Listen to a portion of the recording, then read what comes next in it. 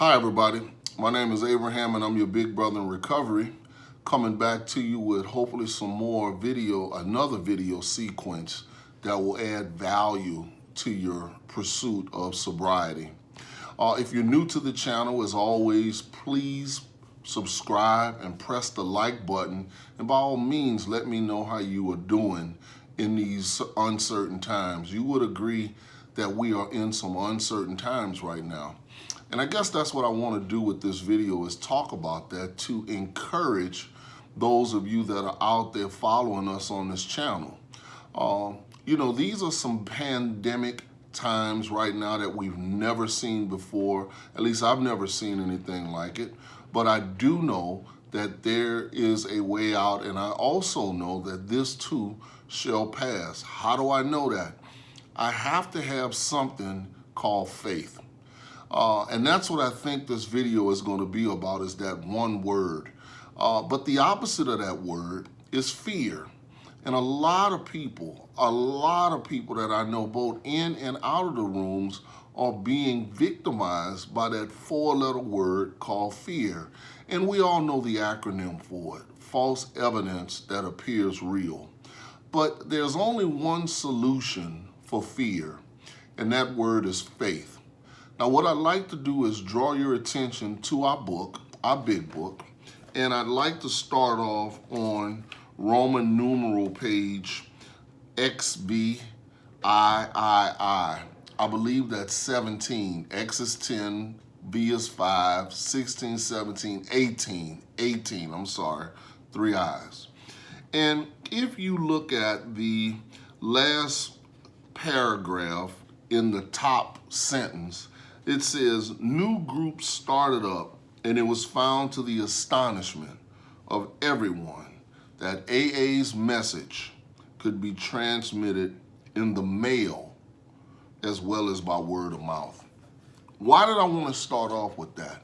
Because like I know, whatever city you're in, based on the global pandemic and the CDC and the governmental order from our president, all places are closed if they're not supposed to be open, and that includes both hospitals, institutions, and by all means, 12-step support groups. My home group is closed, and I'm quite sure yours is too. Since Friday, this happens to be Monday, I have been on about 6 or 7 online phone calls. I gave a lead on 2, and I've been on 4 other ones just by keeping the camaraderie and the support to hear my friends in recovery's voices.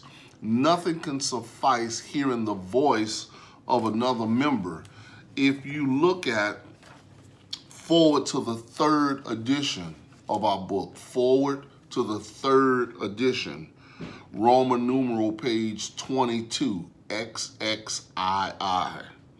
I'd like to draw your attention to the last paragraph on that page.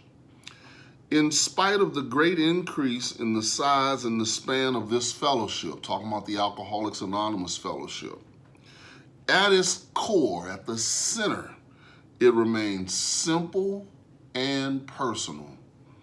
Each day, somewhere in the world, recovery begins when one alcoholic talks with another alcoholic, sharing experience, strength, and hope. And that's what I'm doing right now. I don't know where you are in the world watching this, but I do know we are all in this fellowship together. I'm a friend of Bill W's, like you're a friend of Bill W's.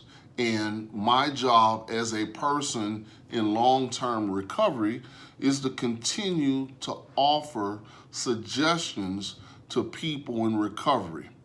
That's my job. And when I do that, I am being responsible, because I want for my brothers and sisters what I want for myself. And I know there's a degree of concern, because there's a difference between fear, faith, and I'm going to throw another word in, foolishness. It's one thing to be fearful, I get that. But it's another thing to have so much faith that you're foolish. In other words, continue to do the recommended hand washing and the 6 feet intervals that's asked of you to protect yourself from another person. And by all means, continue to pray, because guess what? After you've done all you can do, what else is there for you to do? You have to protect yourself. I happen to work in a field to where as though I work with people in addiction, and I have to go to work every day. As a matter of fact, I have gotten an order to present to the National Guard in the event they want to know what I'm doing on the street after certain hours, because here in Chicago and Illinois, our governor has shut our city completely, our state down. Yet and still, I have to continue to walk by faith and not by sight. But I'm not foolish about it. I still wash my hands often. I still protect myself. I still, with ethics, ask my individuals that I'm talking to give me the social distancing that's required. And you know what? I leave it in God's hands, because I can only control the things that I can change. And guess what? I cannot change anything outside of myself. So I want to read something to you on page 68. And I know for those of you who are going there, you know that this page talks about the second part of the 4th step. Obviously, resentment was the #1 offender. So after we completed our resentments of not only the people, the principles, and the institutions, it also asked us, or the institutions and principles, it also asked us to start with our fears. And I want to start with this right now because I think it's deemed appropriate to address that 4-letter word. As a matter of fact, if we turn back to page 67, let's look at it in its context. Last paragraph. Notice the word fear is bracketed alongside the difficulties with Mr. Brown, Ms. Jones, the employer, and the wife. Obviously on page 65, you see it's bracketed there. And notice what it says. This short word somehow touches about every aspect of our lives. This is pre-COVID or coronavirus, right? It was an evil and corroding thread. The fabric of our existence was shot through with it. What? Fear. It set in motion trains of circumstances which brought us misfortune we felt we didn't deserve. But did not we ourselves set the ball rolling? In other words, think about it. A fear, unlike a resentment is something that has already happened. You're replaying a hurtful feeling over and over again. But a fear is something that has not happened yet. So there are people that are afraid of catching something, but they are perfectly healthy now. But let's take a look at this, because your fear could cause you to harm yourself when it wasn't meant for you to be harmed. Let's read. We think fear ought to be classed with stealing. It seems to cause more trouble. Now, we know the acronym for fear is false evidence that appears real, right? Notice the directions they're going to give us for step 4, dealing with fears, but I thought it was appropriate to address fears right now because fear is trying to creep into our nation and into our world. And you know, like I know, on page 145, it says on the 3rd paragraph, the greatest enemies of us alcoholics are resentment, jealousy, envy, frustration, and fear. So guess what? This video is to hopefully uproot or to increase your faith against fear, because there's nothing to fear but fear itself. But we're not going to be foolish about it. But guess what we're going to use to counteract the fear? We're going to use faith. But let's look at what the big book says about it. We review our fears thoroughly. That's what I want you to do. Why are you afraid of what's going on right now? And there's no wrong reason. We put them on paper, even though we had no resentment in connection with them. We asked ourselves why we had them. That's the second question you ask yourself. Here comes the third. Was it because of self-reliance failed us? Self-reliance was good as far as it went, but it didn't go far enough. Some of us once had great self-confidence, but it didn't fully solve the fear problem. Or any other. When it made us cocky, it was worse. Bill said 3 things did not keep him sober. 1, self-knowledge. If you recall the video I did entitled Self-Knowledge Avail Us Nothing by Itself. He also said willpower. That's obvious. Step 3 says we have to make a decision to turn our will, our thinking, and our life over to the care of God, which is our actions as we understood him. But notice something. He said in step 4, we are supposed to make a searching and fearless moral inventory. Why? Because in 3, we got faith before we are asked to surrender our fears. Fearless, the absence of fear. Why? Because you got faith in 3. Notice something. Perhaps there's a better way. We think so. I'm talking about the deal with fear. For we are now on a different basis. Now let's examine this, because I think this is going to help some of you who may be challenged right now by what's going on. And I get it. All feelings are valid. But let's look at this thing. For we are now on a different basis. What is the basis? The basis of trusting and relying upon God. You remember prior to this, we were believing God, came to believe that God could. Now we have to trust God, and we trust God by exemplifying this process. You remember, trust the process. What's the process? Trust God, clean house, help others, and if we do that, we will have a spiritual awakening, and that awakening will cause us to recover from a seemingly hopeless state of mind and body. That could eliminate fear. That's what this is designed to do.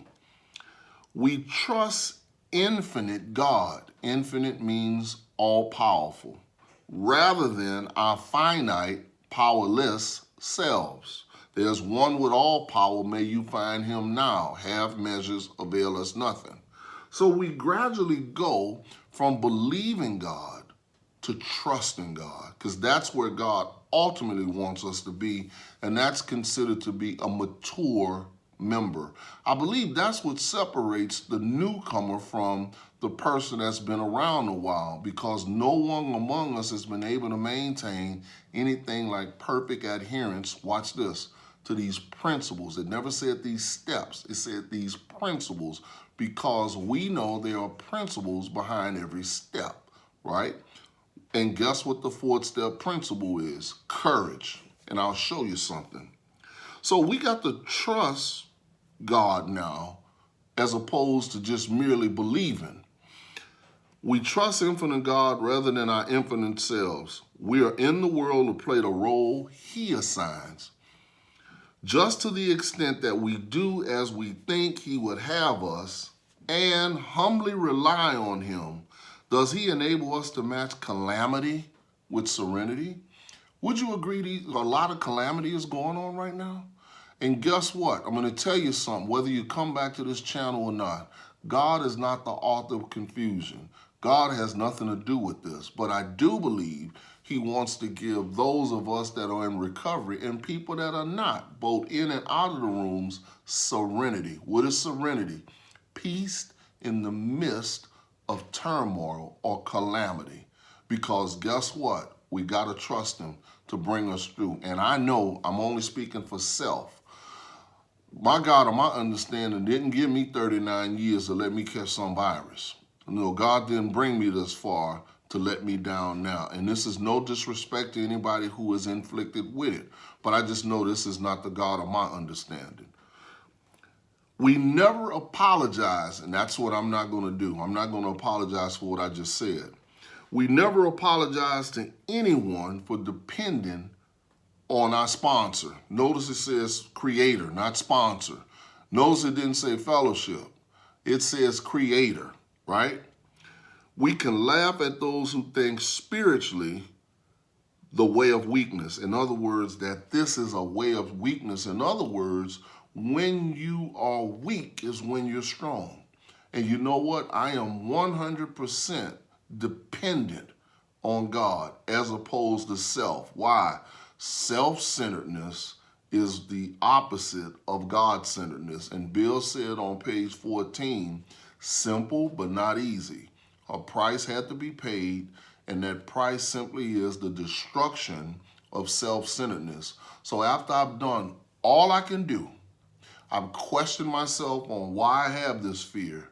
Guess what? They're going to tell me what to do with it, and I'm going to give you a fear prayer to use against the virus. And you know what? You're going to keep looking at this video, and you're going to get this down in your subconscious until your spirit comes and takes over your mind.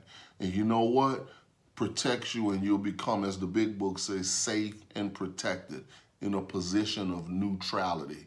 Yes, 1,000 will fall at my right and 10,000 will fall at my left, but it won't come near Abraham, and neither will it come near you. Watch this. We can laugh at those who think spirituality, the way of weakness. Paradoxically, it's the way of strength. The verdict of the ages is that faith means courage. Watch this. All men and women of faith have courage. They trust their God. Trust Him. Trust and believe.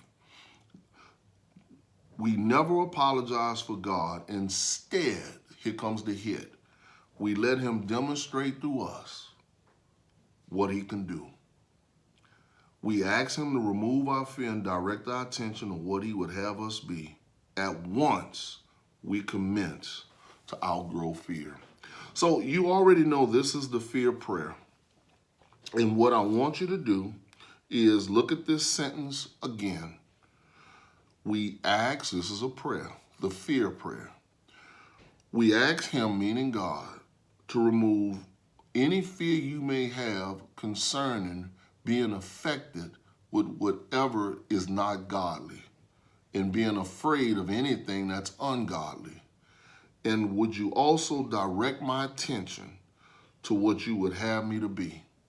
If you continue to say that and believe that, not only just believe it, but trust that God will do what He said He'll do. And I don't want to sound like I'm preaching, but I want to let you know this is the solution, to let God remove the fear and trust and believe that, you know what, He's going to do it, they say, at once. That'll be removed from your mind, and we commence to outgrow fear. I want to leave one more thing with you, and that simply is, we say it all the time, but God really is doing for us what we couldn't do for ourselves. So I want you right now to fear not, because the opposite of fear is faith. I told you what the acronyms were. Now I'm going to tell you what the acronyms for faith are. It's simply full assurance in trusting Him. Not myself, but I'm going to trust God. Not only believe Him, but I'm going to trust Him to keep me safe and protected in these most uncertain times, because it is not God's will for anybody to be sick, disturbed, or anything, but it is God's will for us to be of maximum service to others and maximum service to Him, and help others to achieve sustainable sobriety. So all my friends out there who are being safe and being healthy and on the phone lines, whatever God places on your heart to help others, do it. You know it's the right thing. This is just my way of attempting to get in my lane by showing you these videos and encouraging you in these times of distress. But there's nothing to fear, as Roosevelt said, but fear itself. So guess what? Fear not, and know that there's a God, and He's going to take care of you and your family. I thank you for listening to me. Please listen to this video. Please share it with our friends, because you know what? We have to stick together through these most trying times. And by all means, reach out to newcomers if you know them, because these are challenging times for a lot of people. We've never been here. This is not about spiritual perfection, because we'll never achieve that, but it is about spiritual progress. I thank you for listening to me. Leave me a comment, press the like button, and you know what? Let's just trust God to see us through, because as we say all the time, this too shall pass. This is your big brother Abraham coming at you. Hopefully you got something out of this. I love you, and stay healthy.